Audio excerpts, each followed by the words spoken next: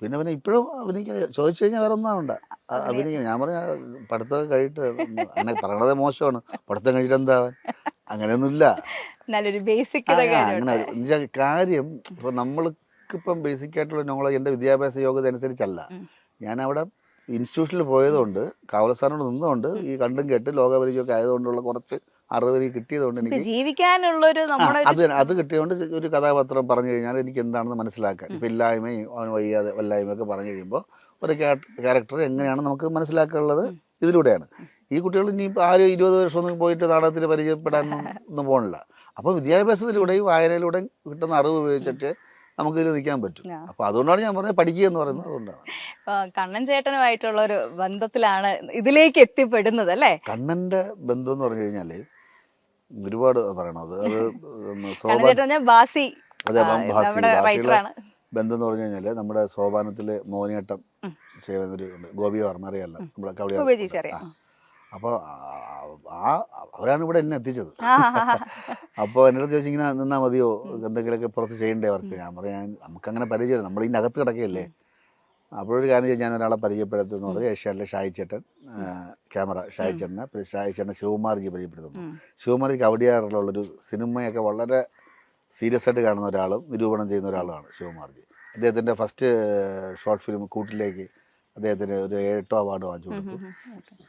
അപ്പോൾ അദ്ദേഹമാണ് എന്നെ നേരത്തെ പറഞ്ഞ ഒരു കാര്യമുണ്ട്, ഈ നാച്ചുറലായിട്ട് ഇപ്പം ചെയ്യണമെന്ന് പറഞ്ഞ സംഭവം. അങ്ങനെ പുള്ളി ആദ്യം ഒരു ഡയലോഗ് വന്നിട്ട് ചെയ്യാൻ പറഞ്ഞു. ഞാൻ നാടകക്കാരനാണല്ലോ. അപ്പോൾ പുള്ളി പറഞ്ഞു 2 മാർക്ക് തരാം, പിന്നെ ഒരു കാര്യം കൂടെ ചെയ്യണം, ഇനി ചാൻസ് ചോദിച്ചു ആരുടെ അടുത്തും പോകരുത്, കാരണം വേറെ ആൾക്കോ കിട്ടാനുള്ള ചാൻസ് ബിജു തട്ടിച്ചെടുത്തിട്ട് ബിജു കുളമാക്കും, അതുകൊണ്ട് അവരെങ്ങനെ രക്ഷപ്പെട്ടു. പുള്ളി അതാ പറഞ്ഞത്, സത്യം. അവർ 2 മാർക്ക് ഞാൻ തരാം, അല്ലാതെ ഇത് ബിജുവിന്, കാരണം നാടകത്തിന്റെ അകത്തായി പോയി, ബിജു തിരിയുന്നത് പോലും കണ്ടിങ്ങനെയാണ്. അപ്പൊ പിന്നെ എങ്ങനെയാ ബിജു?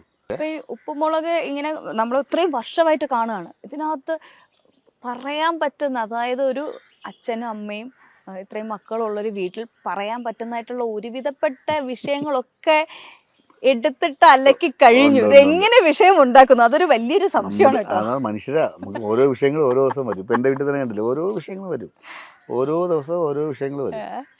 അത് നമുക്ക് അതിന് വിഷയ ദാരിദ്ര്യം ഇല്ല, വരും. ഇപ്പം പുതിയ പുതിയ ആർട്ടിസ്റ്റുകളൊക്കെ വരുന്ന സമയത്ത് ഒത്തിരി പുതിയ ആൾക്കാർ ഒരുപാട് പേരുണ്ട്. അപ്പം അതിനനുസരിച്ച് തന്നെ നമ്മുടെ പ്രേക്ഷകർക്ക് ഈ കുടുംബത്തിലേക്ക് വേറെ ആൾക്കാർ വരുന്നതിനോട് ഭയങ്കര പ്രശ്നമാണ്.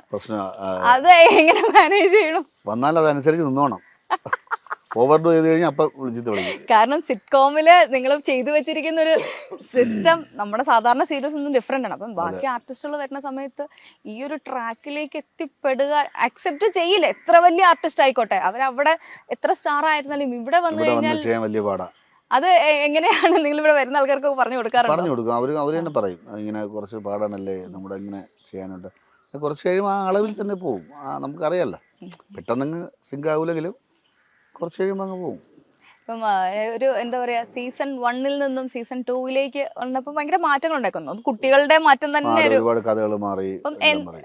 എങ്ങനെയാണ് ആ ഒരു മാറ്റം ബാലൻസ് ചെയ്ത് കൊണ്ടുപോകുന്നത്? അതായത് പ്രേക്ഷകനെ ഇഷ്ടപ്പെടുന്ന രീതിയിൽ എത്തിക്കണമല്ലോ അത്.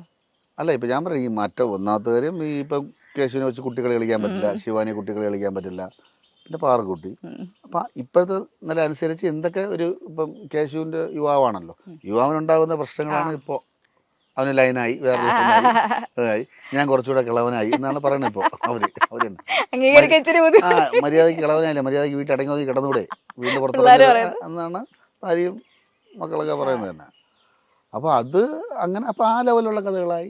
പിന്നെ അതിൽ തന്നെ രസിക്കാനുണ്ടല്ലോ, രസം എല്ലാ ഏജിലുണ്ടല്ലോ.